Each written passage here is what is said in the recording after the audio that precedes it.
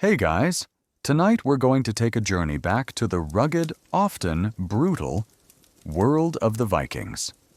But we're not going to focus on the fierce warriors or the daring explorers. Instead, we're going to look at the very beginning of life in that harsh age and discover the brutal lives of Viking children. Forget childhoods filled with carefree play, endless toys, or soft comforts. Imagine a reality where your earliest moments were a high-stakes gamble against overwhelming odds, a silent battle for survival that most wouldn't win. You're about to step into the tiny, rough-spun, swaddling clothes of a Viking infant. And trust me, you probably won't survive this introduction to an unforgiving world with your modern sensitivities intact. So, before you get comfortable, take a moment to like the video and subscribe, but only if you genuinely enjoy what I do here. Also, drop a comment below with where you're listening from and what time it is for you right now. Now, dim the lights. Maybe turn on a fan for that soft background hum. And let's ease into tonight's journey together. You're born, squalling and vulnerable, into a longhouse filled with the smells of wood smoke, animal hides, and damp earth. This isn't a hospital delivery room. It's likely a dark, crowded space, shared with family, livestock, and the constant chill of the northern air. Your arrival isn't necessarily met with unbridled joy and endless doting. Instead, your very first moments are shrouded in a grim question: will you survive? Infant mortality rates in the Viking Age were shockingly high. For you, the newborn, the odds were immediately stacked against you. Disease was rampant, hygiene was rudimentary, and malnutrition was a constant threat. A simple infection, a persistent fever, or even a difficult feeding could be a death sentence. There were no modern vaccines, no antibiotics, no specialized infant care. Your survival depended almost entirely on your innate robustness and the limited, often desperate, care your mother could provide in a world that offered few comforts. It's like being born into a perpetual medical emergency. But the ambulance is a longship, and the doctor is a shaman with some questionable herbs. Even if you survived the immediate dangers of birth, your first weeks and months were precarious. You would be swaddled tightly, kept close to your mother for warmth, but the cold of the longhouse, the smoke from the central hearth, and the omnipresent dampness would still seep into your tiny body. Your immune system, still developing, would be constantly bombarded by pathogens in an environment shared with animals and many people. Every cough, every sneeze, every rash would be a cause for grave concern. A silent battle waged in the confines of your cradle. Mainstream historical fact: infant mortality rates in the Viking Age were extremely high, with estimates suggesting that a significant percentage of children did not survive beyond their first year, primarily due to disease, malnutrition, and harsh environmental conditions. Here's a quirky tidbit. While the practice is heavily debated by historians, some sagas and archaeological evidence hint at exposure, leaving an unwanted or sickly infant outside to die as a rare but acknowledged practice in times of extreme hardship, or for infants deemed too weak to survive. So, your very existence might have been implicitly approved by your parents or the community in those first crucial days.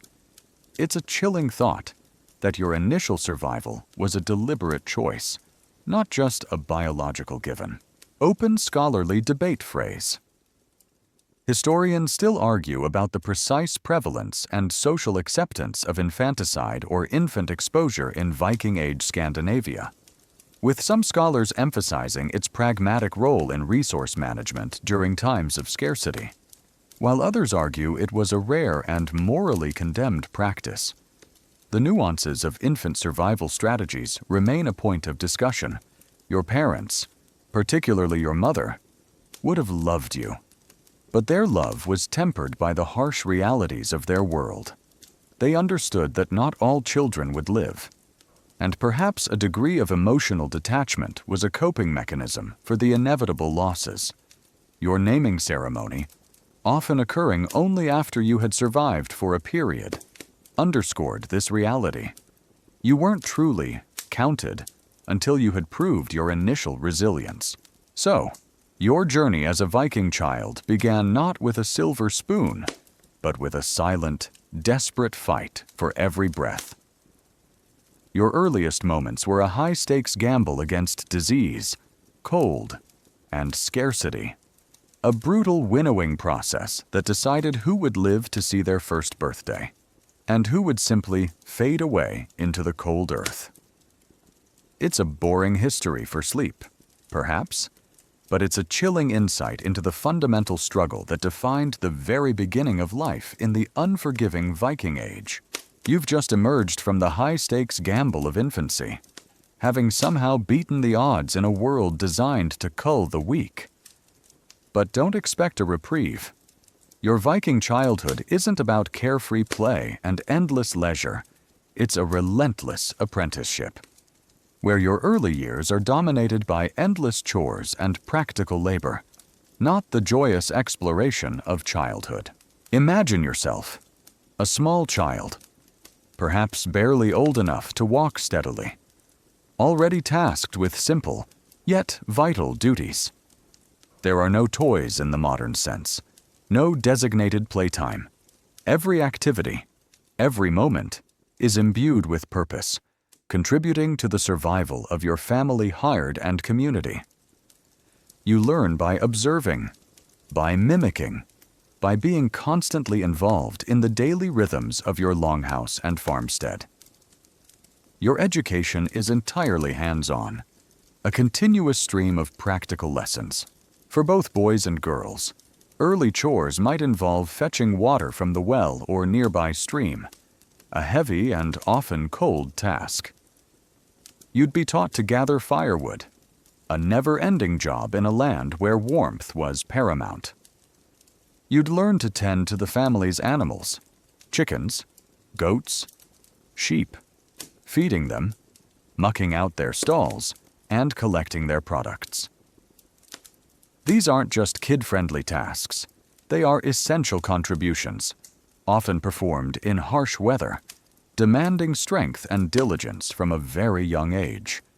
It's like being perpetually stuck in a very intense, very cold, farm simulation game, where if you fail, everyone starves. Your days are governed by the rising and setting of the sun, and the pressing needs of the household. There's no distinction between work and life. It's all integrated into the relentless cycle of survival. You might spend hours helping your mother or older sisters with tasks like grinding grain, preparing simple meals, or mending clothing. Even seemingly simple tasks are difficult for small hands, requiring immense patience and perseverance. You learn that idleness is a luxury no one can afford, and that every member of the family, no matter how small, has a role to play. Mainstream historical fact: Viking Age children were expected to contribute to household chores and labor from a very young age, learning practical skills essential for the survival and functioning of their families and communities. Here's a quirky tidbit. While formal schooling was absent, children would learn much through storytelling and the recitation of sagas, which served not only as entertainment, but also as a way to transmit cultural values, history, and moral lessons. So, your story time might involve tales of glorious battles or cunning warriors, subtly preparing you for the realities of your future life. Imagine bedtime stories about your great-uncle disemboweling a rival chieftain. Open scholarly debate phrase. Historians still argue about the precise age at which children's labor became economically significant in Viking Age households. with some scholars emphasizing the very early onset of demanding tasks, while others suggest a more gradual increase in responsibilities as children matured. The exact balance between play and work in childhood remains a nuanced point of discussion. As you grow older, the chores become more physically demanding. You, as a boy, might help your father with basic carpentry, repairing tools, or tending to the fields. You might learn the basics of boat maintenance or fishing. You, as a girl, would likely spend more time on textile production, learning to spin wool into thread, and then to weave it into cloth, a long and tedious process essential for clothing and trade. These are skills that will define your adult life, and your childhood is the relentless training ground for them. The concept of play in this context is very different from today. Your games might mimic the adult world wrestling, mock combat with wooden sticks, or building miniature longhouses. These activities, while seemingly playful, are also subtly preparing you for your future roles as warriors or household managers. There's no frivolous entertainment. Every moment, even recreation, has an underlying educational purpose. So, your Viking childhood is less about idyllic innocence and more about gritty, hands-on apprenticeship. You are constantly engaged in the physical realities of survival, learning through doing, and contributing meaningfully from an age when modern children are just starting kindergarten. The endless chores are not just tasks. They are the very fabric of your upbringing, shaping you into a resilient, hard-working individual, ready to face the brutal demands of Viking adulthood. It's a boring history for sleep, perhaps, but it's a profound look at a childhood defined by labor, necessity, and the relentless pursuit of survival. You've just passed through a childhood dominated by endless chores, your small hands growing accustomed to the rhythms of hard labor. Now, as a Viking boy, your life takes an even more specialized and brutal turn. Your youth is not just about general labor, it's about relentless physical and combat training, preparing you for the harsh realities of a warrior's existence.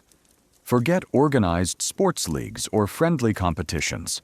Your training ground is the unforgiving landscape, and the stakes are life and death. Imagine yourself, perhaps reaching 7 or 8 years old, or a bit older. The emphasis on your physical development intensifies dramatically. You're expected to be strong, agile, and resilient. You'll spend countless hours outdoors, regardless of the weather, running, jumping, climbing, and pushing your body to its limits. This isn't about setting personal bests. It's about building raw endurance and practical strength necessary for long voyages, arduous raids, and brutal combat. You're constantly building muscle, hardening your constitution, and becoming accustomed to discomfort.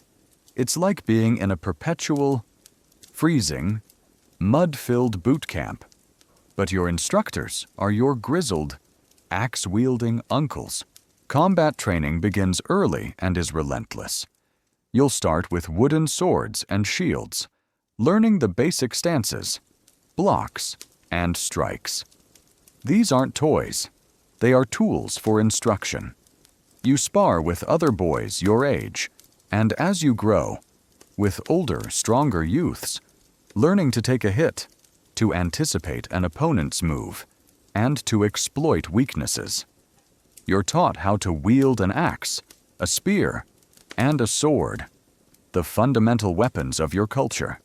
This isn't a theoretical lesson, it's hands-on, often painful, practice that hones your reflexes and instills aggressive instincts. You learn that hesitation can mean death, and that to survive, you must be faster, stronger, and more brutal than your opponent. Beyond weapon drills, you learn wrestling, grappling, and unarmed combat. These skills are vital for close quarters, for subduing an enemy when your weapon is lost, or for asserting dominance within your own community. You learn to fall without breaking bones, to absorb blows, and to use your own body as a weapon. This physical intimacy, often involving pain, further hardens your resolve and builds camaraderie and rivalry with your training partners. It's like a daily, no-holds-barred wrestling match where the only prize is not getting severely injured. Mainstream historical fact: Viking boys underwent rigorous physical and combat training from a young age, including weapon drills, wrestling, and endurance exercises, to prepare them for their future roles as warriors and contributors to raiding expeditions. Here's a quirky tidbit. While formal military academies didn't exist, young Viking warriors often honed their skills during hunting expeditions, where they practiced tracking, stealth, and using their weapons against wild animals.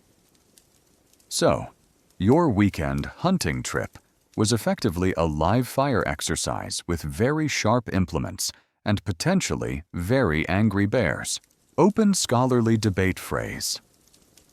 Historians still argue about the precise age at which boys transitioned from general childhood chores to more dedicated warrior training, with some scholars suggesting a formal initiation around age 7 to 10, while others propose a more gradual, informal process deeply integrated into daily life.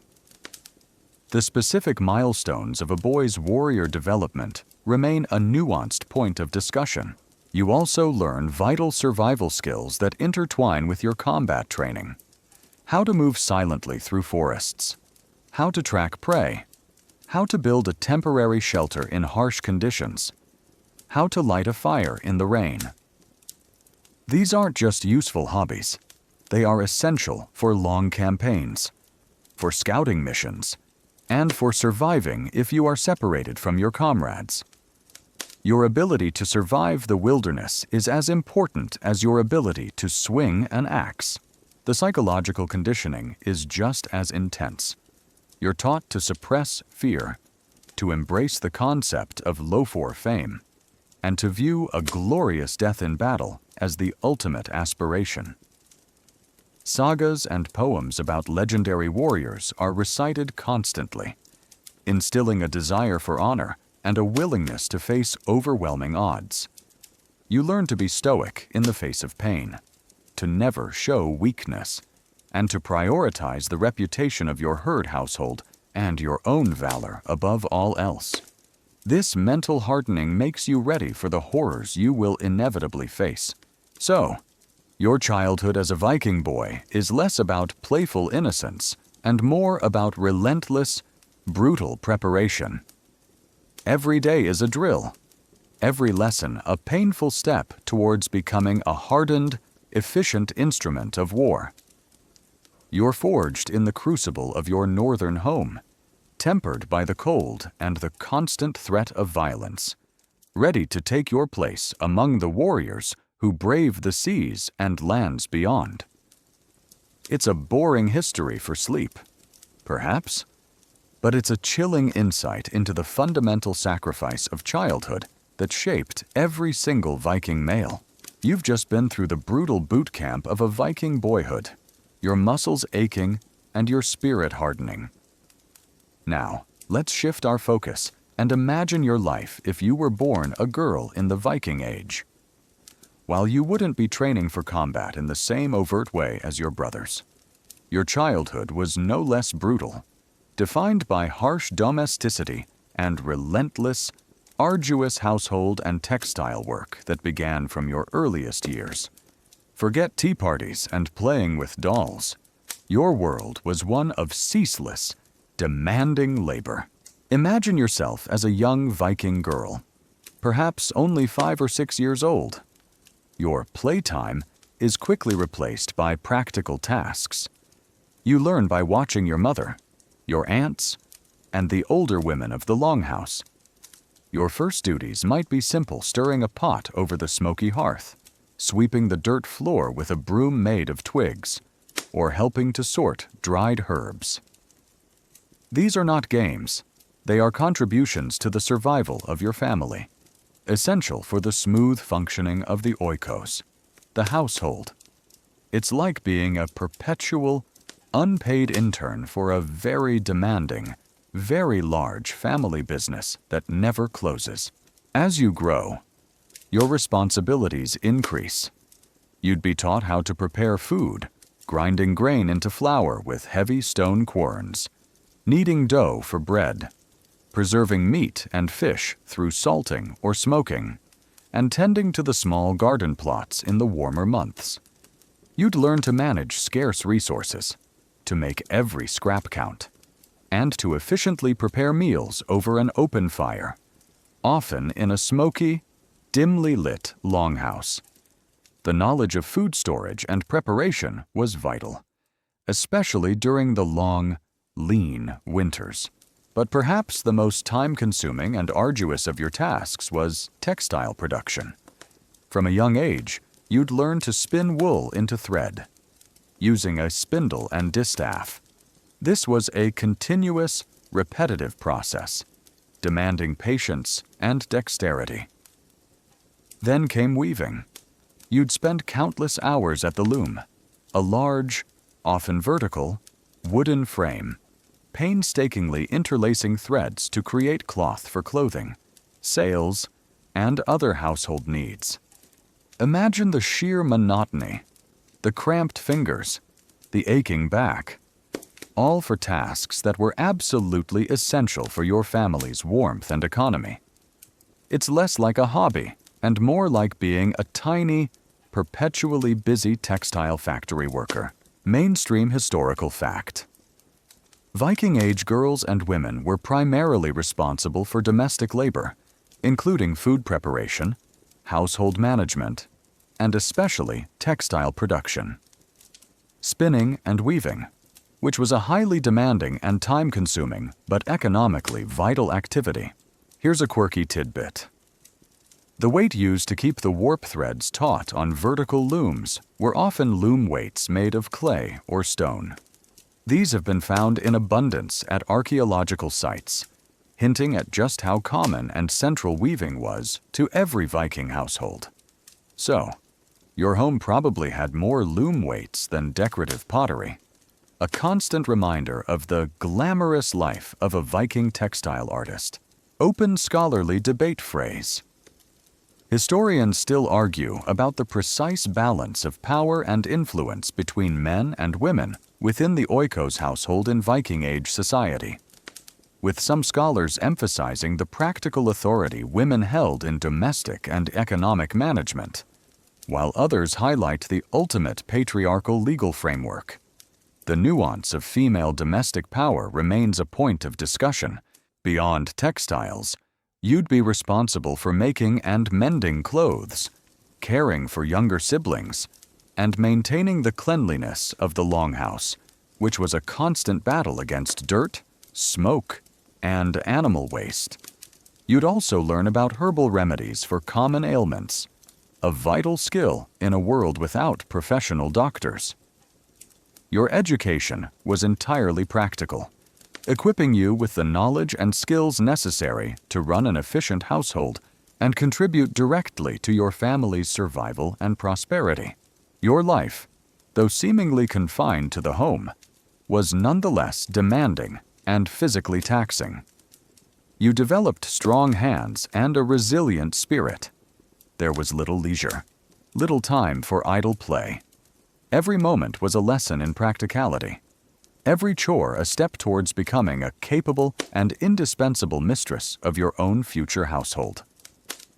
This early immersion in harsh domesticity meant your childhood was less about personal growth and more about societal preparation, a quiet, unyielding grind that forged the backbone of Viking society. It's a boring history for sleep, perhaps, but it's a chilling insight into the brutal reality of a Viking girl's path from childhood to adult survival. You've just passed through a brutal childhood of endless chores and demanding domesticity, or relentless combat training, depending on your gender. But regardless of your specific daily toil, one pervasive misery shadowed every Viking child's life: famine's constant threat. You faced chronic hunger, illness brought on by scarcity, and the ever-present specter of starvation, a grim reality that constantly gnawed at your belly and your sense of security. It's like living in a perpetual extreme survival show, where the grand prize for failing is an empty stomach and an early grave. Imagine the seasons turning.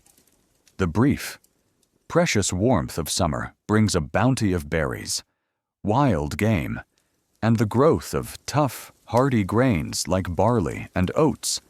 You work tirelessly, even as a child, to help harvest, hunt, and preserve every scrap of food, knowing that these fleeting months are your only preparation for the lean, unforgiving half of the year. Every dried fish, every piece of salted meat, every bundle of preserved herbs represents a desperate gamble against the coming cold and darkness. Then comes the winter. The ground freezes solid. The sea often becomes too treacherous for fishing, and game disappears into the deep snow. The carefully hoarded provisions begin to dwindle. You watch the stores shrink, feeling the constant, low-level gnawing in your stomach. Meals become smaller, more monotonous. Thin gruel, a sliver of dried fish, perhaps some preserved roots. You're always hungry, always aware of the precarious balance between the remaining food and the seemingly endless months until spring. It's like living on a permanent diet, but the diet is enforced by nature, and cheating means you simply don't eat. For children, who have smaller reserves and are still developing, the effects of prolonged hunger are particularly devastating. Your energy levels plummet. You feel weak, lethargic, and constantly cold. Your growth might be stunted, your immune system weakened, making you incredibly susceptible to the rampant diseases of the age. Your skin might become dry and cracked, your hair brittle. You see your siblings, your friends, growing thin and pale, their eyes large with a quiet, persistent hunger. Mainstream historical fact. Famine and food scarcity were recurring threats in Viking Age Scandinavia, especially during harsh winters and periods of poor harvests, significantly impacting the health and survival rates of children. Here's a quirky tidbit. While often depicted with meat-heavy diets, archaeological evidence suggests that fish, especially dried and smoked varieties, formed a huge part of the Viking diet, supplemented by grains, wild berries, and root vegetables. So, while you might dream of roast boar, your reality was probably more like endless portions of a chewy, salty fish jerky. Open scholarly debate phrase. Historians still argue about the precise impact of climate fluctuations and local environmental conditions on the frequency and severity of famines in different Viking Age regions, with some scholars emphasizing localized pressures while others point to broader climatic trends as driving forces for raiding and migration. The exact causes and consequences of widespread scarcity remain a nuanced point of discussion. The threat of famine isn't just about the absence of food. It's about the ever-present anxiety it breeds. Every family meeting about the dwindling stores, every rationed meal, every desperate hunt that yields nothing, it instills a deep sense of insecurity. You learn early that comfort and abundance are fleeting illusions, and that your very survival is a constant grinding battle against nature's indifference. This knowledge shapes your character, making you resilient but also perpetually cautious, always aware of the thin line between sufficiency and starvation. Sometimes, in truly desperate times, families might resort to eating bark bread flour mixed with ground tree bark or slaughtering precious breeding animals, a choice that could jeopardize future harvests. You might witness such painful decisions, understanding the dire straits your family is in. The experience of persistent hunger and the ever-present fear of starvation is a profound, shared misery for all Viking children. A relentless pressure that pushes them to work harder, to endure more, and to mature far too quickly. It's a boring history for sleep, perhaps, but it's a chilling insight into the grinding, visceral reality of childhood scarcity in the unforgiving Viking Age. You've just been through the gnawing reality of famine, the constant ache of an empty stomach. But hunger wasn't the only relentless threat to your Viking childhood. You were also acutely vulnerable to disease, a silent killer that swept through communities, causing widespread suffering and often swift, merciless death. Forget modern hospitals, vaccines, or even basic antibiotics. You lived in a world where rampant infections and lack of medical care meant even a simple ailment could become a fatal ordeal. It's like living in a giant, perpetually uncleaned petri dish, where every sniffle could be your last. Imagine your longhouse. It's a crowded, communal space, shared not only with your family, but often with livestock. The air is thick with wood smoke, animal odors, and the general grime of daily life. Sanitation, as we understand it, is non-existent. Human waste and animal waste are often present in or near living areas, making perfect breeding grounds for bacteria and parasites. Water, drawn from communal wells or streams, could easily be contaminated. Food, often stored for long periods, could harbor unseen pathogens. Every breath you take, every bite you eat, every sip you drink, carries a hidden risk. As a child, your developing immune system was constantly under siege. Common childhood illnesses that are minor inconveniences today were terrifying death sentences. Measles, mumps, chickenpox, influenza. These could sweep through your community like wildfire, decimating the youngest and weakest. Diarrheal diseases, caused by contaminated food or water, were particularly deadly for children, leading to rapid dehydration and death within days. Imagine the helplessness of your parents, watching you suffer, with nothing but rudimentary herbal remedies and desperate prayers to offer. Wounds, even minor ones from daily chores or rough play, could easily become infected. A cut from a rusty tool, a scrape from a fall, could quickly fester, leading to widespread infection and potentially sepsis. There were no antibiotics to fight the invading bacteria, no antiseptics to clean wounds effectively. Pain was managed with simple herbs, if at all, and fever was often left to run its course. Your body's own defense mechanisms were your only true doctors, and they often fought a losing battle against overwhelming odds.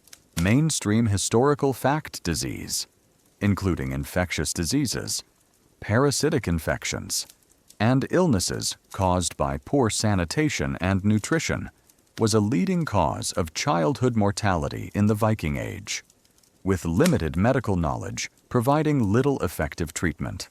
Here's a quirky tidbit.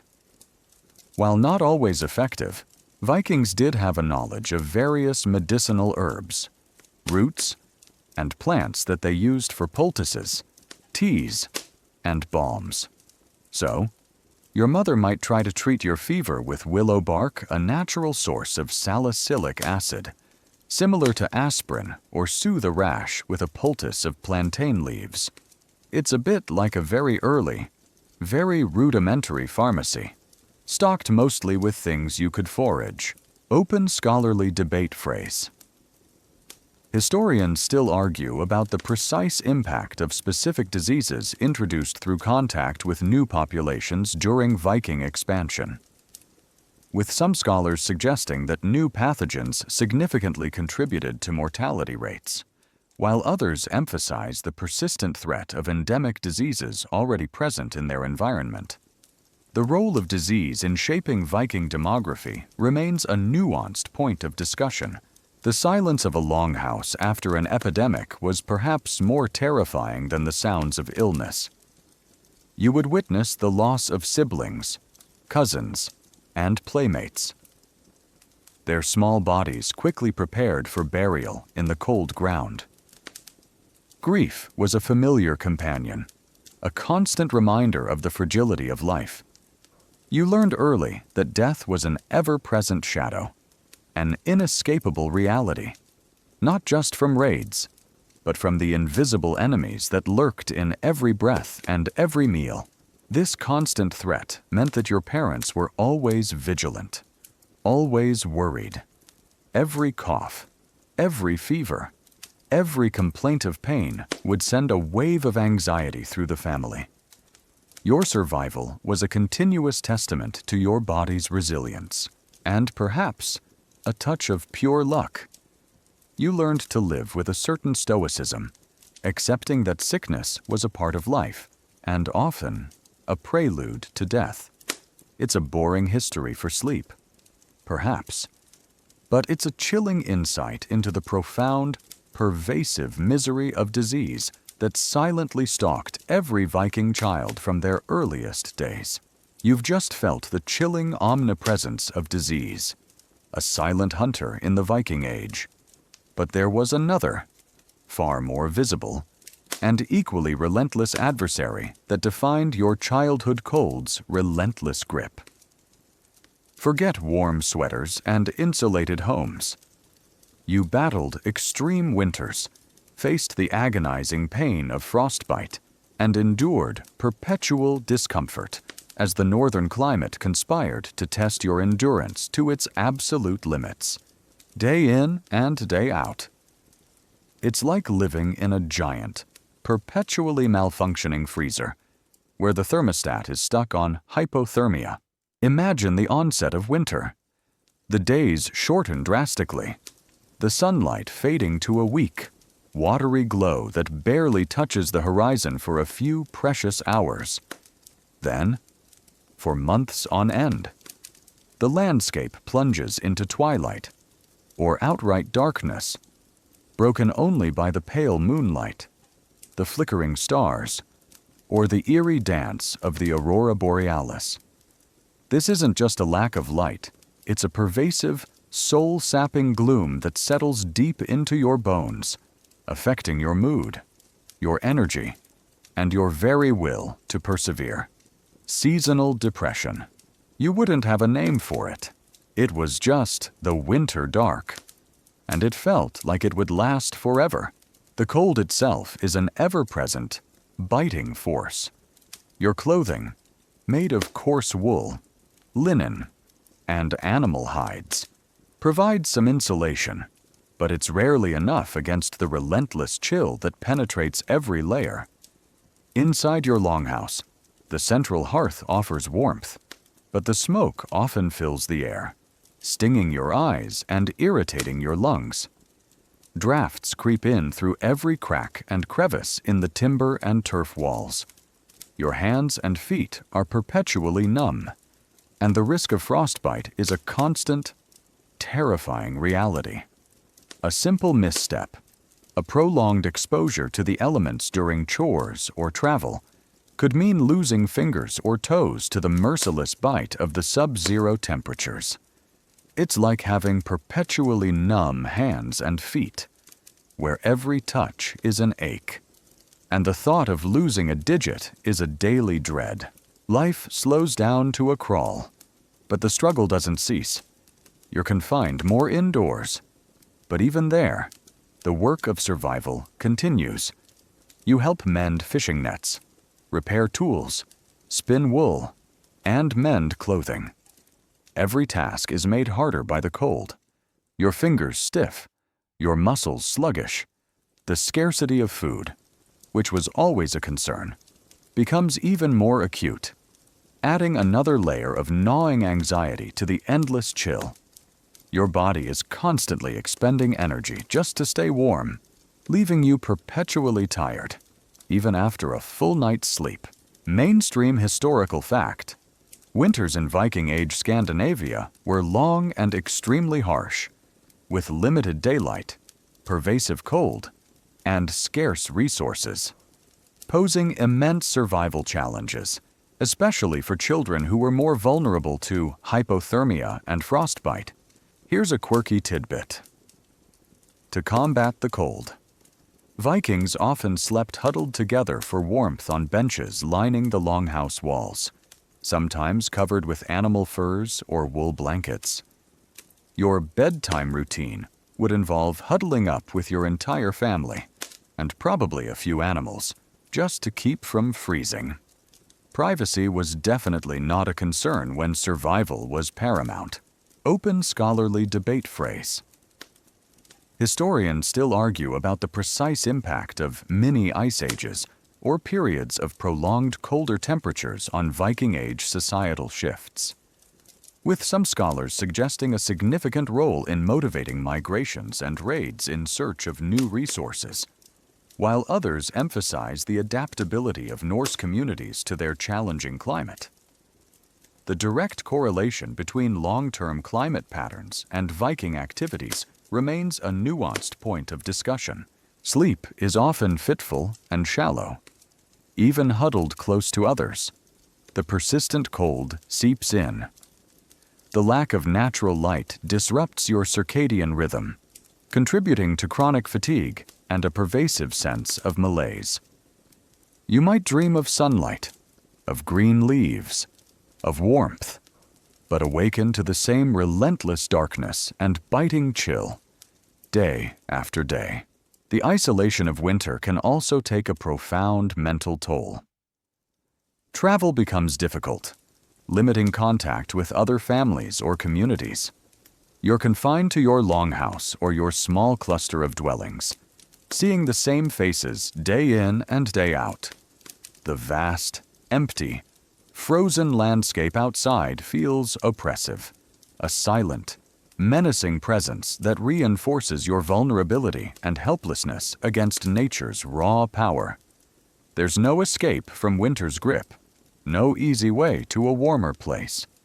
You simply endure, waiting for the brief, precious return of the sun, knowing that even then, warmth is fleeting. So, while the image of a Viking warrior might evoke battle, the daily reality for many months of your childhood was a relentless, grinding struggle against the elements. The cold was an enemy as formidable as any human foe, and its victory meant frostbitten limbs, failing strength, and a slow, agonizing slide into oblivion. It's a boring history for sleep, perhaps, but it's a chilling insight into the fundamental, pervasive misery of winter that shaped every moment of a Viking child's existence. You've just felt the pervasive chill of winter's relentless grip, understanding how the cold was a constant companion and a formidable foe throughout your Viking childhood. Now, let's consider what you actually learned during these formative years. Forget formal schooling, philosophical debates, or academic pursuits. Your limited education beyond practical skills meant that your learning focused solely on essential survival, leaving little room for anything beyond what was immediately necessary to stay alive and contribute. It's like attending a vocational school where the only curriculum is "don't die," and the final exam is actual death. Imagine your classroom. It's not a building with desks and scrolls. It's the longhouse, the farmstead, the forest, and the coastline. Your teachers are your parents, your older siblings, and the elders of your community. Every lesson is hands-on. Every piece of knowledge directly applicable to the grim realities of your daily life. Reading and writing, in the form of runes, existed, but they were not widespread. Only a select few, often those with specific roles like skalds, poets, or rune masters, might be truly literate. For you, the vast majority of Viking children. Literacy was not a necessity, nor a common pursuit. Your education was relentlessly pragmatic. You learned how to identify edible plants and dangerous ones, how to track game, how to fish, and how to tell the weather by the clouds and the wind. You learned how to work with wood, bone, and iron, how to repair tools, how to build simple structures, how to craft rudimentary implements. You learned about livestock care, planting cycles for the meager crops that could grow in your northern lands, and the vital methods of food preservation like salting, smoking, and drying. Every skill was a brick in the wall of survival. For boys, as we've discussed, this practical education was heavily weighted towards physical training and combat. You learned how to wield an axe and a shield, how to wrestle, how to fight, and how to survive a skirmish. You learned the importance of honor, courage, and loyalty to your herd retinue, values essential for a warrior society. Your education prepared you directly for raiding, exploration, and the defense of your home. For girls, your education focused on domestic mastery, spinning wool into thread, weaving that thread into cloth, preparing and preserving food, managing the complex household of a longhouse, and caring for younger children.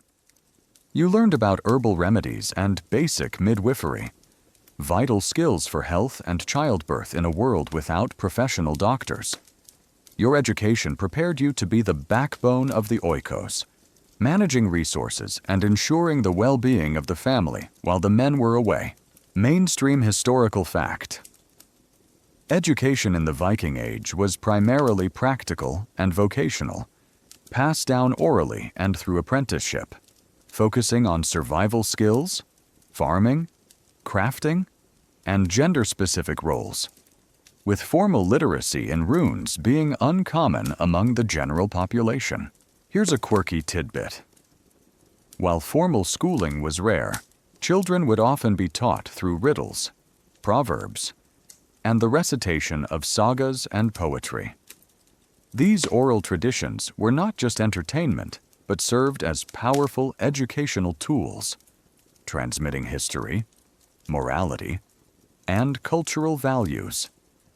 So, your lessons might be disguised as epic tales of gods and heroes, making you learn without even realizing it. Imagine learning basic math through a dramatic retelling of a dragon's hoard, open scholarly debate phrase. Historians still argue about the precise extent of literacy in Viking Age Scandinavia, with some scholars suggesting that rune usage was more widespread for everyday purposes than previously thought, while others maintain that it remained largely specialized and limited to specific social strata. The true scope of literacy beyond basic rune comprehension remains a nuanced point of discussion. The lack of formal academic education meant that abstract thought, philosophy, or detailed scientific inquiry were not central to your upbringing. Your worldview was shaped by practical observation, lived experience, and the pervasive grip of superstition. Your knowledge was deep in its specific utility, but narrow in its breadth. You knew how to build a boat, but perhaps not how to calculate the circumference of the earth. This limited education, while ensuring your immediate survival, also meant that your intellectual horizons were largely confined to your local environment and the traditional knowledge passed down through generations. There was little opportunity to question, to explore, or to challenge the established ways of thinking. You learned what was necessary to survive, and in a brutal world, that was often enough. But it came at the cost of broader intellectual curiosity and a wider understanding of the world beyond your harsh northern lands. It's a boring history for sleep, perhaps, but it's a chilling insight into a childhood stripped of academic exploration. focused solely on the grim realities of daily survival. You've just explored the narrow but vital curriculum of a Viking childhood, realizing that education was solely for survival. Now, let's confront a horrifying constant of your young life violence as an everyday reality. Forget the idea of a peaceful childhood, protected from the harshness of the adult world. You witnessed, and sometimes even participated in, a culture steeped in conflict, where disputes could escalate quickly, and the threat of bloodshed was always lurking, both within your community and from outside forces. Imagine growing up in a longhouse where weapons are not just tools, but extensions of a man's identity. Axes hang on walls, swords are sharpened by the hearth, and shields lean against benches. You learn early that disputes are often settled not by negotiation or legal decree, but by force. You might witness arguments between family members or neighbors escalate into brawls, or even fatal duels. The concept of honor often demanded swift, violent retribution for perceived insults or slights. It's like living in a perpetual Wild West town, but everyone has a really big axe and a very short fuse. Beyond internal disputes, the threat of external violence was ever present. Raids, as we've discussed, were a fundamental part of Viking life, but they were also two-sided. Your community, your longhouse, was also a potential target for raiders from other regions, or even from within your own broader territory if feuds escalated. You lived with the constant anxiety that at any moment, a foreign longship could appear on the horizon, bringing with it fire, plunder, and death. You would learn the alarm signals, where to hide, and how to defend yourself, even as a child, because your survival might depend on it. Your games, as we've already touched upon, mimicked this reality. You wrestled, you sparred with wooden weapons, you practiced throwing objects. These weren't just innocent pastimes. They were rehearsals for a life that demanded physical prowess and a willingness to engage in violence. You were desensitized to the idea of combat from a young age, understanding it not as an aberration, but as a normal, inevitable part of existence. You saw men return from raids wounded, scarred, sometimes triumphant, sometimes broken. The sight of blood, the smell of fear, the sounds of battle were all part of your upbringing, shaping your understanding of the world. Mainstream historical fact. Violence was an inherent and often celebrated aspect of Viking Age society, both in the form of inter-community feuds and large-scale raiding, making it a constant threat and a normalized part of life for children. Here's a quirky tidbit. Archaeological evidence from Viking Age burial sites often reveals healed skull fractures and other combat-related injuries on individuals who survived into adulthood, indicating a high tolerance for violence and a brutal medical reality. So, if your dad came home with another nasty head wound, it was just Tuesday, and probably a reason to start boiling some more herbs. Open scholarly debate phrase. Historians still argue about the precise frequency and scale of violence in daily Viking Age life, with some scholars emphasizing the saga's potential for exaggeration and focusing on periods of relative peace, while others highlight archaeological evidence of widespread trauma and fortifications as indicators of pervasive conflict. The true extent of quotidian violence remains a nuanced point of discussion. You would also be exposed to the darker side of violence, the capture of slaves. Raids often resulted in the taking of captives, who would be brought back to your community. You would see these individuals, stripped of their freedom, performing arduous labor, living a life of servitude. This would further normalize the concept of human subjugation and the brutal realities of power. You would understand that losing a conflict meant potentially losing everything, including your freedom. This constant exposure to violence, both overt and implied, shapes your psyche. It breeds a certain ruthlessness, a self-reliance, and a deep-seated understanding that power often equates to survival.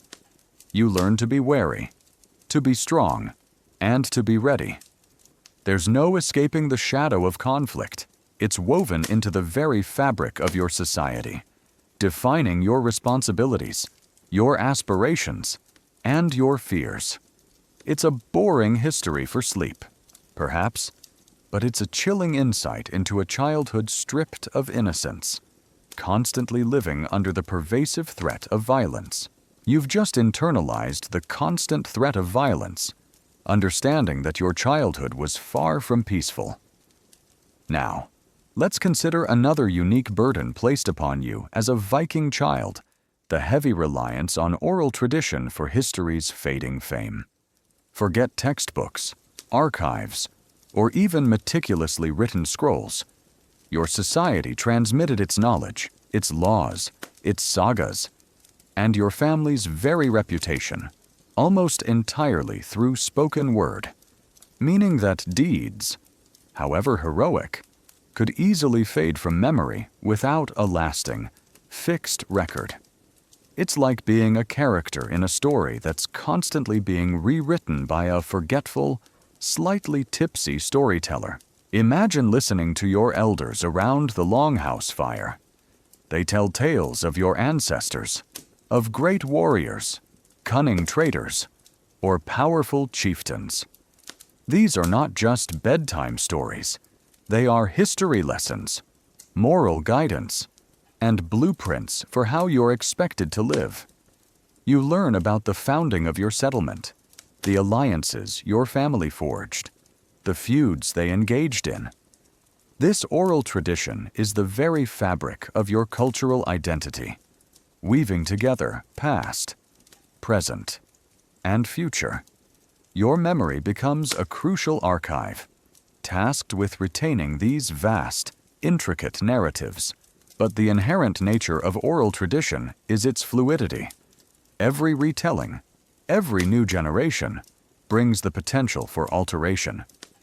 Details can be embellished, omitted, or subtly changed to suit a new context, a new audience, or a new political agenda. A minor hero might be elevated. A great deed might be forgotten if no one cares to recount it, or if it clashes with a newer narrative. Your family's reputation, built on generations of brave deeds and cunning strategies, hinges on the skill and willingness of storytellers to remember and transmit it accurately. It's like your entire family history being stored on a series of unreliable voicemails that are constantly being re-recorded. For you, a child, this means that your own aspirations for low-for fame or renown are profoundly precarious. You learn that a glorious death in battle is the ultimate goal, securing your place in Valhalla and ensuring your name lives on. But the reality is that your deeds, however brave, might only be remembered by your immediate circle, perhaps for a generation or two, before fading into obscurity. Only the most extraordinary, the most legendary, would truly earn a place in the grand sagas that might survive for centuries. The vast majority of warriors, no matter their courage, simply became anonymous casualties in the relentless march of time. Mainstream historical fact. Viking Age societies primarily relied on oral traditions for transmitting history, laws, genealogies, and sagas, meaning that the memory of individuals' deeds and lives was often subject to the fluidity and eventual loss inherent in spoken transmission. Here's a quirky tidbit. To assist in remembering long poems and complex genealogies, professional poets-skalds used intricate mnemonic devices, repetitive poetic forms, and Kenning's compound metaphors, like sea steed for ship to aid memorization. So, Your ability to recall your great-great-grandfather's heroism might depend on how well some poet could rhyme it with Raven's Feast or Battle's Blood Sweat. Open scholarly debate phrase. Historians still argue about the precise fidelity of oral traditions in transmitting accurate historical information over long periods in Viking Age Scandinavia, with some scholars emphasizing the communal mechanisms for accuracy, while others highlight the inevitable distortions and biases that could creep into unwritten narratives. The reliability of saga literature as pure historical record remains a nuanced point of discussion. This fragility of memory, this reliance on the human voice for historical preservation, adds a layer of anxiety to your quest for meaning. You are taught to strive for fame, to perform deeds worthy of song. But the mechanism by which that fame is preserved is inherently unreliable. You might live and die heroically, but your final rest could be in silence, your name whispered only briefly before vanishing into the mists of time. So, your Viking childhood, beyond its physical hardships, also carried the subtle burden of memory. You were a living repository of your family's past, and your own future legacy depended on the same fragile chain of oral transmission. It's a boring history for sleep, perhaps, but it's a chilling insight into a life where even the pursuit of immortality was ultimately at the mercy of human recollection and the relentless, uncaring march of time. You've just grappled with the frustrating impermanence of oral tradition, realizing your heroic deeds might vanish like whispers in the wind. But even more harrowing than the potential loss of your legacy was a far more immediate and terrifying threat that loomed over every Viking child, the constant dread of orphanhood's cruelty. Forget modern social services or guaranteed family support. If your parents died, you faced a harsh fate, often with uncertain support, thrown into a world where survival hinged on the precarious kindness of distant relatives or the cold charity of the community. It's like being born into a perpetual Hunger Games where your main struggle isn't a battle royale, but simply not starving to death alone in the wilderness. Imagine your parents. They are the center of your universe, your protectors, providers, and teachers in a world that offers little quarter. You are utterly dependent on their strength, their skill, and their very presence. Then, suddenly, they are gone. Perhaps your father falls in a distant raid, never returning. Perhaps your mother succumbs to a common illness in the brutal winter. The shock and grief would be profound, but the practical consequences would be immediate and terrifying. As a child, you would suddenly be without your primary Kyrios guardian or provider. While Viking society had strong kinship bonds, the reality of orphanhood could still be brutal. If you were very young, an infant, your chances of survival would plummet dramatically. Wet nurses might be scarce, and the care provided by less direct relatives might not be as devoted as that of a loving mother. You might be seen as another mouth to feed in a household already struggling with scarcity. If you were older, perhaps in your preteens, your labor would become even more critical. You might be taken in by an uncle, an aunt, or another relative, but your status would likely shift. You would no longer be a favored child, but possibly a dependent, expected to work even harder to earn your keep. Your inheritance might be managed or mismanaged by your new guardians, and your future could become uncertain, dependent on the goodwill and economic stability of others. It's like being forced to move in with distant relatives you barely know, and your new allowance is just more chores. Mainstream historical fact: orphanhood in the Viking Age was a significant vulnerability for children, as survival depended heavily on kinship networks, and those without strong family support faced increased hardship, potential exploitation, or a reduced social standing. Here's a quirky tidbit. While less common, some sagas describe instances where a powerful chieftain or wealthy individual might take in a talented or well-born orphan, raising them as a foster child fostry, sometimes even above their own biological children. These individuals could then rise to prominence, but such opportunities were rare and often tied to pre-existing connections or exceptional potential.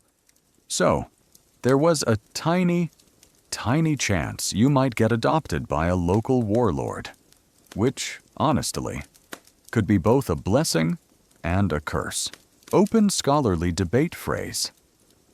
Historians still argue about the precise social and legal mechanisms for supporting orphans in Viking Age Scandinavia, with some scholars emphasizing the robust nature of kinship ties and communal responsibility, while others highlight the potential for vulnerability, exploitation, and social exclusion for children who lacked direct parental protection.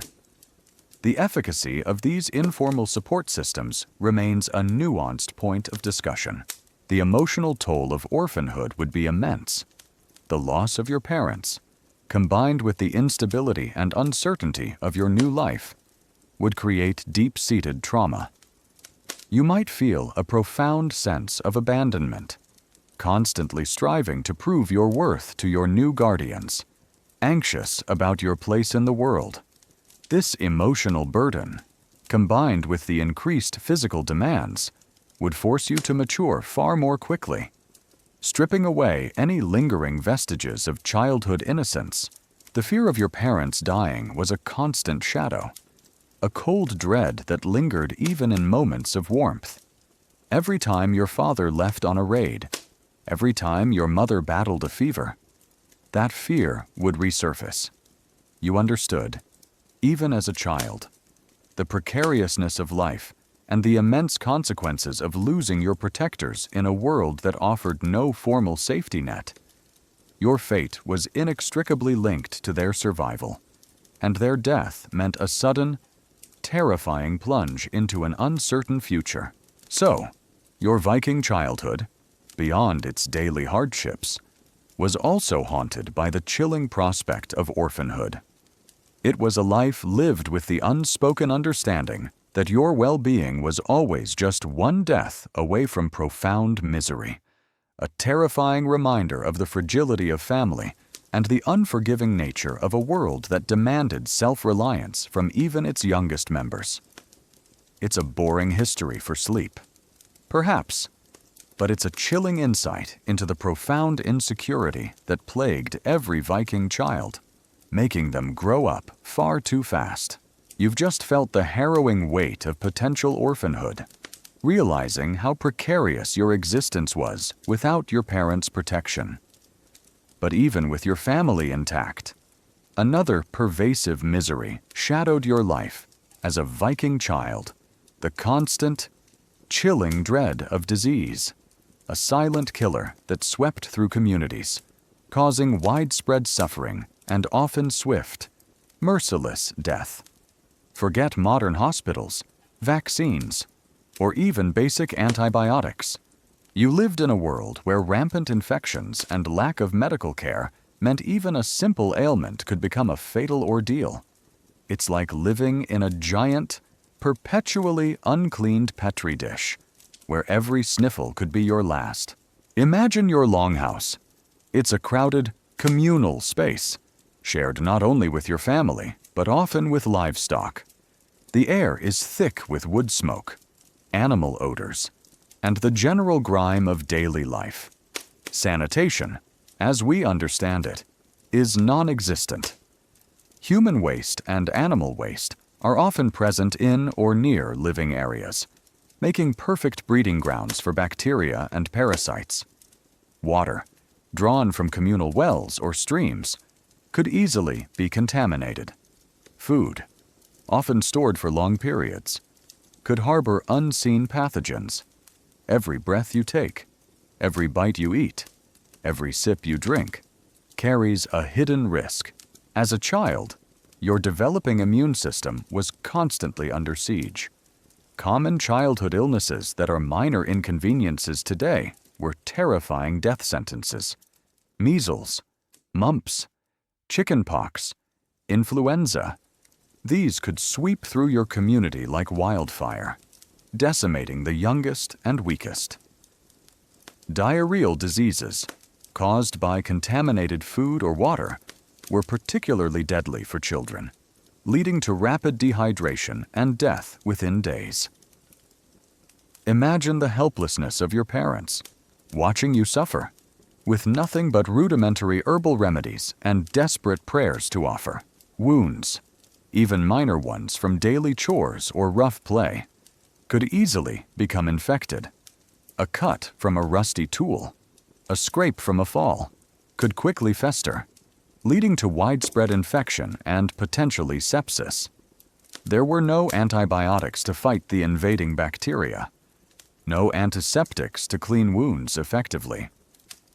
Pain was managed with simple herbs, if at all, and fever was often left to run its course. Your body's own defense mechanisms were your only true doctors, and they often fought a losing battle against overwhelming odds. Mainstream historical fact disease, including infectious diseases, parasitic infections, and illnesses caused by poor sanitation and nutrition, was a leading cause of childhood mortality in the Viking Age, with limited medical knowledge providing little effective treatment. Here's a quirky tidbit. While not always effective, Vikings did have a knowledge of various medicinal herbs, roots, and plants that they used for poultices, teas, and balms. So, your mother might try to treat your fever with willow bark, a natural source of salicylic acid, similar to aspirin or soothe, a rash with a poultice of plantain leaves. It's a bit like a very early, very rudimentary pharmacy, stocked mostly with things you could forage. Open scholarly debate phrase. Historians still argue about the precise impact of specific diseases introduced through contact with new populations during Viking expansion, with some scholars suggesting that new pathogens significantly contributed to mortality rates, while others emphasize the persistent threat of endemic diseases already present in their environment. The role of disease in shaping Viking demography remains a nuanced point of discussion. The silence of a longhouse after an epidemic was perhaps more terrifying than the sounds of illness. You would witness the loss of siblings, cousins, and playmates, their small bodies quickly prepared for burial in the cold ground. Grief was a familiar companion, a constant reminder of the fragility of life. You learned early that death was an ever-present shadow, an inescapable reality, not just from raids, but from the invisible enemies that lurked in every breath and every meal. This constant threat meant that your parents were always vigilant, always worried. Every cough, every fever, every complaint of pain would send a wave of anxiety through the family. Your survival was a continuous testament to your body's resilience, and perhaps a touch of pure luck. You learned to live with a certain stoicism, accepting that sickness was a part of life, and often a prelude to death. It's a boring history for sleep, perhaps, but it's a chilling insight into the profound, pervasive misery of disease that silently stalked every Viking child from their earliest days.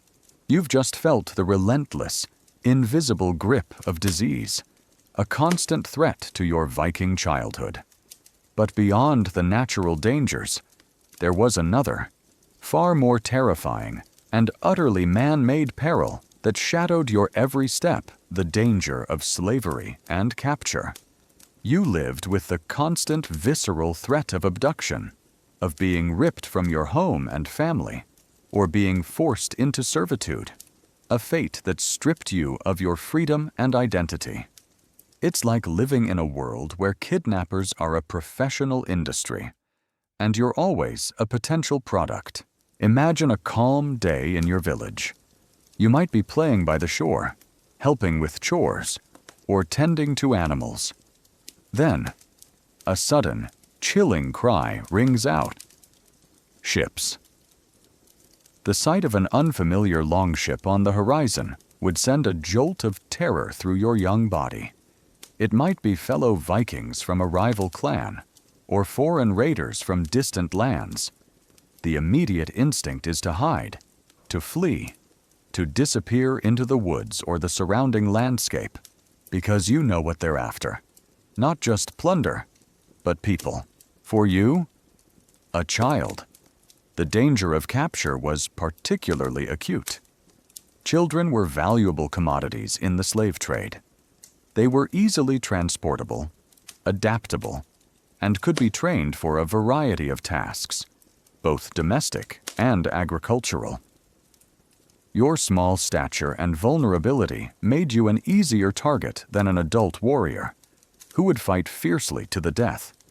The fear of being snatched, thrown into a ship's hold, and transported to an unknown land, never to see your family again, was a constant, unspoken dread.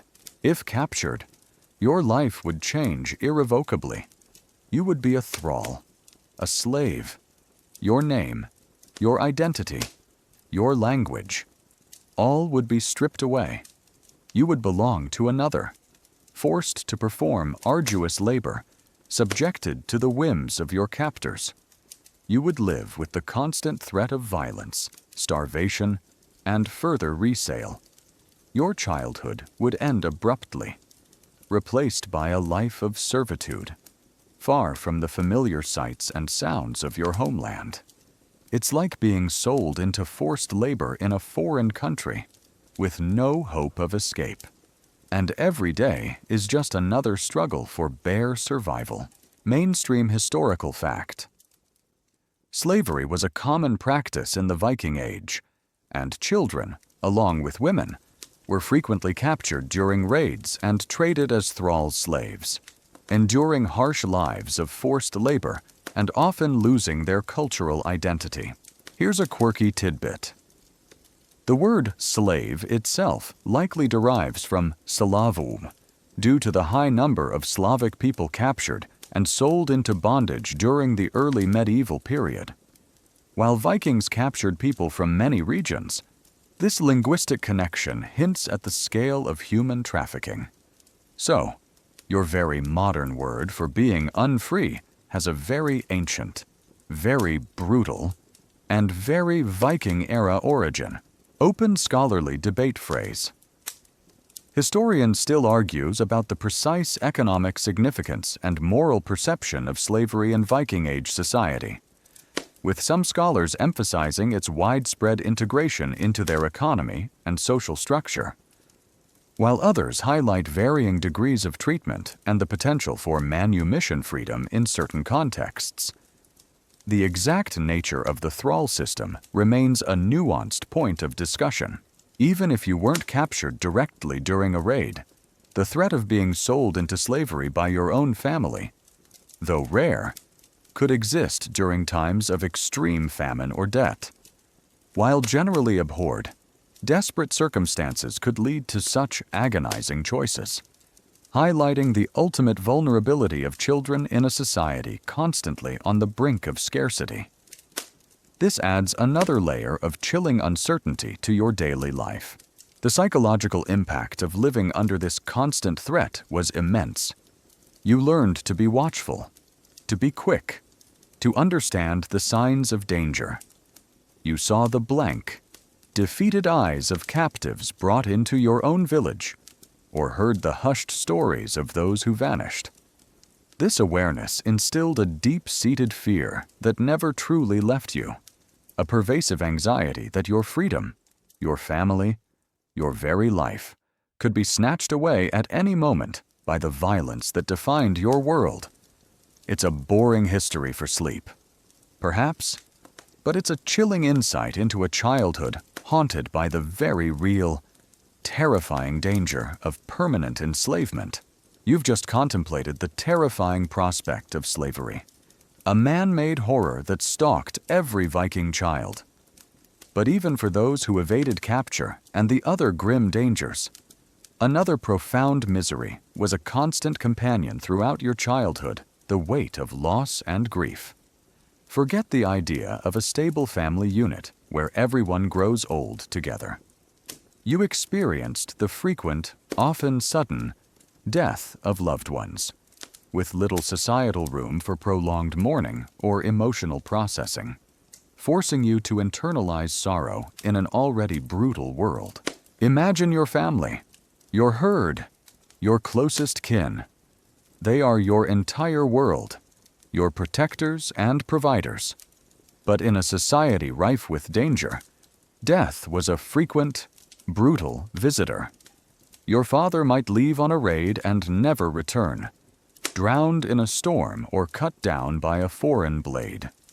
Your mother or siblings could succumb swiftly to a rampant disease, their bodies growing cold within days. Infants, as we discussed, were particularly vulnerable. You would witness the loss of playmates, cousins, and older relatives with a regularity that would be shocking to modern sensibilities. It's like living in a constant state of farewells, where every departure might be the last. When death occurred, the grief was undoubtedly profound and personal. But the societal norms offered little space for extended public mourning, especially for children. Life in the longhouse had to continue. Chores still needed doing, food still needed preparing, and survival remained paramount. There were rituals, of course, the laying out of the dead, perhaps a burial mound, or a ship burial for a chieftain, but these were often stark, functional, and concluded relatively quickly.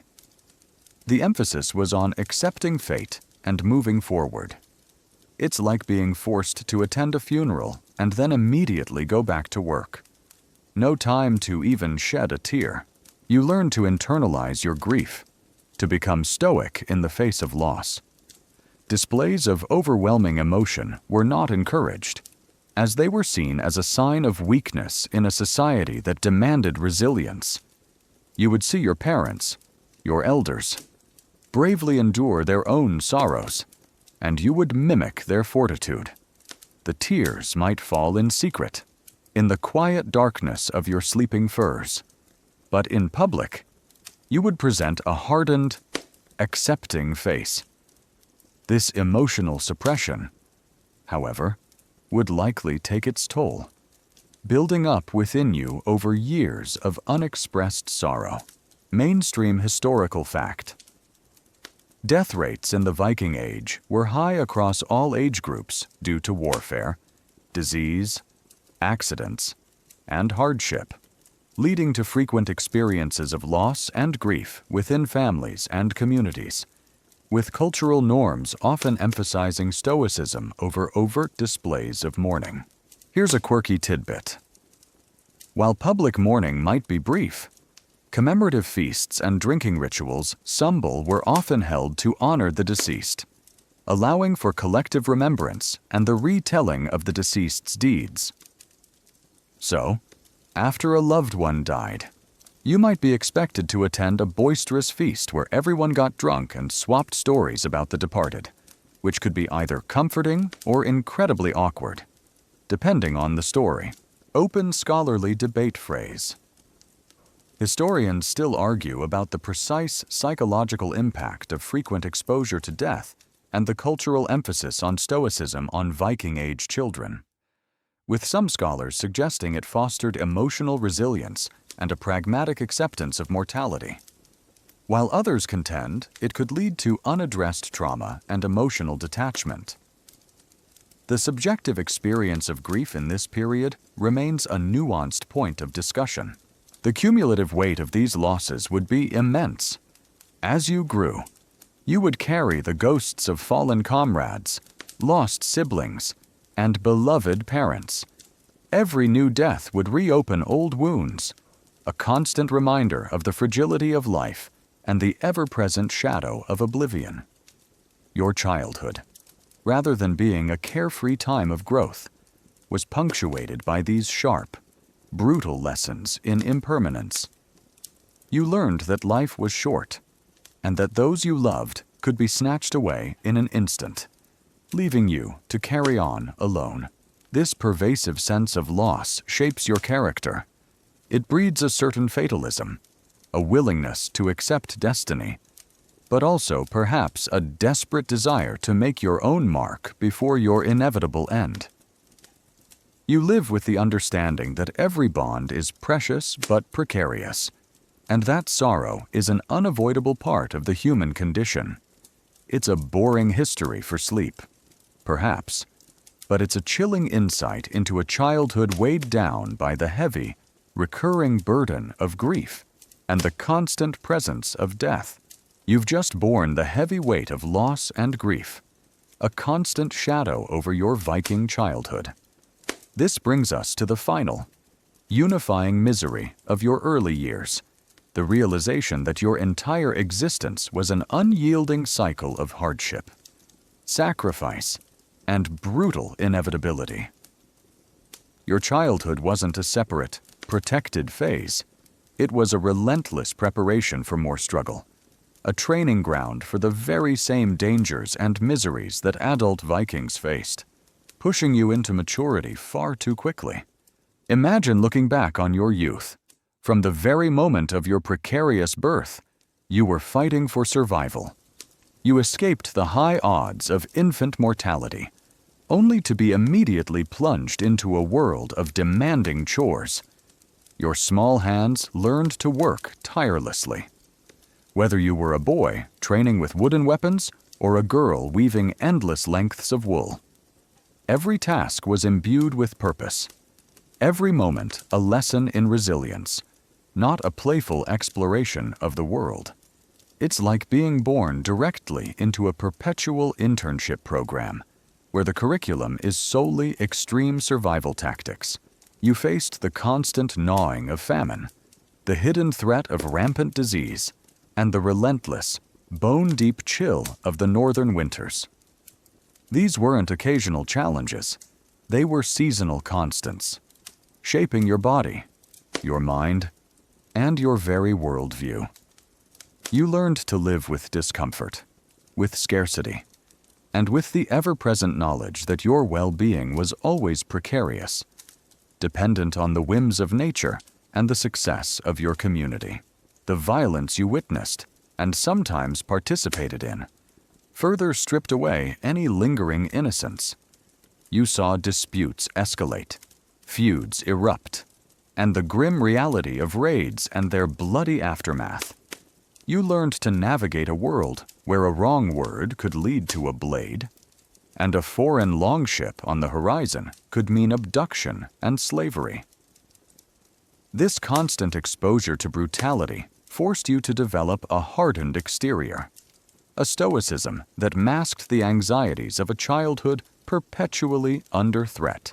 Mainstream historical fact: Viking childhoods were fundamentally shaped by the harsh environment, high mortality rates, and the practical demands of survival, functioning as an intense period of preparation for the rigorous and often violent realities of adult life. Here's a quirky tidbit. Despite the severe environment, archaeological evidence shows some Viking children had simple toys, like miniature wooden boats or animal figurines. So, even amidst the grim cycle, there were tiny, fleeting moments of childhood. Perhaps when you carved a small horse from a piece of driftwood, clinging to a sliver of innocence before returning to your chores. These were not symbols of leisure, but perhaps moments of quiet, private creation in a world that allowed little room for it. Open scholarly debate phrase. Historians still argue about the extent to which Viking children experienced childhood as a distinct phase, with some scholars emphasizing the early onset of adult responsibilities and labor, while others point to evidence of play and learning specific to younger age groups, highlighting a complex balance between utility and development. The precise definition of Viking childhood remains a nuanced point of discussion. The future held no promise of ease. Your entire childhood was a preparation for the brutal realities of Viking adulthood. More raids, more voyages, more struggle against the elements, and the constant risk of violent death or debilitating injury. There was no comfortable retirement awaiting you, no escape from the demands of your society. Your only path was forward, into the very same cycle of hardship that had defined your youth. This unyielding cycle meant that true peace, true security, were always fleeting, always elusive. You learned to find resilience in the struggle, to forge strong bonds with your kin as a bulwark against the harshness of the world, and to perhaps seek glory as a means of defying oblivion. But the fundamental reality of your Viking childhood was its brutal, unceasing preparation for a life that offered little respite and demanded everything. It's a boring history for sleep, perhaps, but it's a profound and chilling insight into a childhood that was, from beginning to end, a grim testament to survival in an unforgiving world. Now, gently close your eyes. Let the sounds around you soften, just like the echoes of the longhouse and the harsh northern winds begin to fade. Feel the weight of these old stories settle into the quiet corners of your mind. Tonight, you've journeyed through a childhood of relentless hardship, chilling cold, and pervasive danger. A world where innocence was a luxury rarely afforded. The cries of infants, the ceaseless work, and the quiet anxieties of a precarious existence now mingle with the soft hum of your fan, carrying you further into comfort. Let the images drift, dissolving into the peaceful quiet that now surrounds you. There's nothing left to do but simply be. Drift. Now, into a deep, peaceful slumber. End of script. Sweet dreams.